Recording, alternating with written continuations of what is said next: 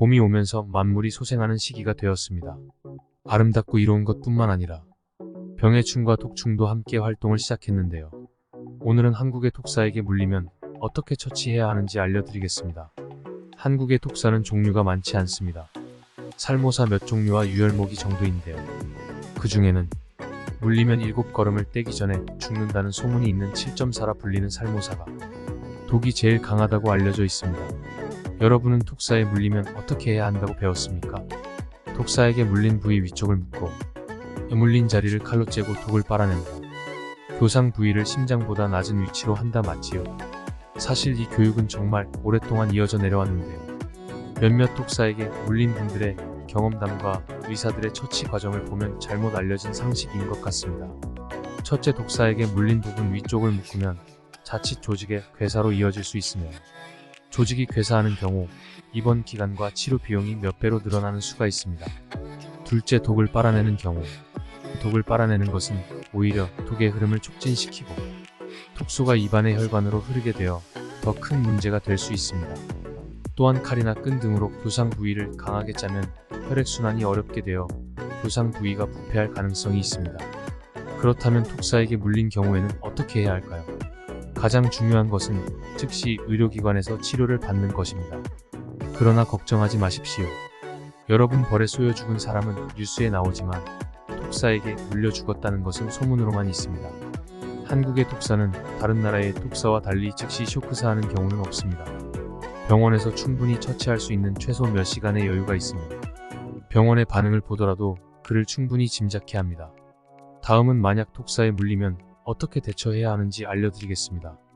해당 지역의 군단위 보건소에 전화해서 인근 지역의 해독제 보유 병원을 물어보는 것이 가장 빠른 방법이며, 그보다 쉬운 방법은 119를 부르고 119 구조대원이 도착할 때까지 상처를 흐르는 물로 씻어서 감염을 방지하고 상처를 깨끗하게 유지하는 것이 좋습니다. 그 다음 병원 응급실에 도착하면 여유있게 각종 검사를 진행합니다. 가끔 엑스레이 촬영을 하기도 합니다. 무슨 관계가 있는지 모르지만, 그리고 해독제를 링거에게 희석해서 주사를 시작하면 최소 12시간에서 하루 정도를 해독제와 각종 항생제, 그리고 파상풍 예방 주사를 맞게 됩니다. 그리고 상처가 본격적으로 붓기 시작합니다. 링거와 항생제를 매일 맞으면서 신장 수치 측정을 하기를 반복. 이 과정을 기본으로 처치를 하신 분은 일주일에서 10일 정도 하시면 퇴원하시고요. 묶고 째고 빨아냈다. 그리고 만약 상처가 푸르스름하게 변했다면 기본 1개월에서 6개월간 치료, 피부 이식 수술 등 일이 엄청 커집니다. 그렇다면 뱀에게 물리면 묶고 째고 독을 빼라는 교육은 도대체 어느 근거로 이런 교육이 시작되었을까요?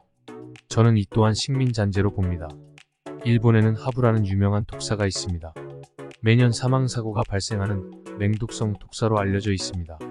이런 맹독사에게 물리면 신체의 일부를 포기하더라도 목숨은 건져야 하는 이유에서 이런 내용을 교육을 했을 것이고, 검증 과정 없이 지금까지 이어져 내려온 것 같습니다.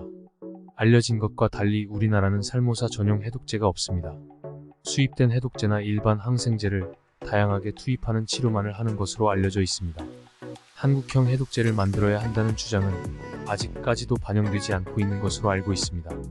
하루빨리 개선되어야 할 것입니다. 그렇다고 한국에서 독사에 물려도 병원에 가지 않고 버티는 것도 답이 아닙니다. 한국의 독사에 물려도 죽는 경우가 있습니다. 그것은 한국의 독사는 혈액독이라 혈중 단백질 성분을 녹이고 손상시켜서 신장 기능을 마비시키는 경우가 있습니다. 신장 기능이 마비돼서 수일 내 쇼크사하는 경우가 있기 때문에 반드시 병원에 가셔서 안정이 될 때까지 치료를 받으셔야 하는 것이 맞습니다. 다만 제대로 알고 대처하자는 차원에서 알려드리는 정보입니다.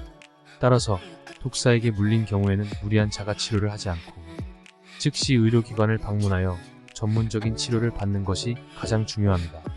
언제나 조심하고 안전을 생각하는 마음으로 야외 활동을 즐기시길 바랍니다. 이 영상은 부르가 제공하는 인공지능의 도움으로 제작되었습니다. 감사합니다.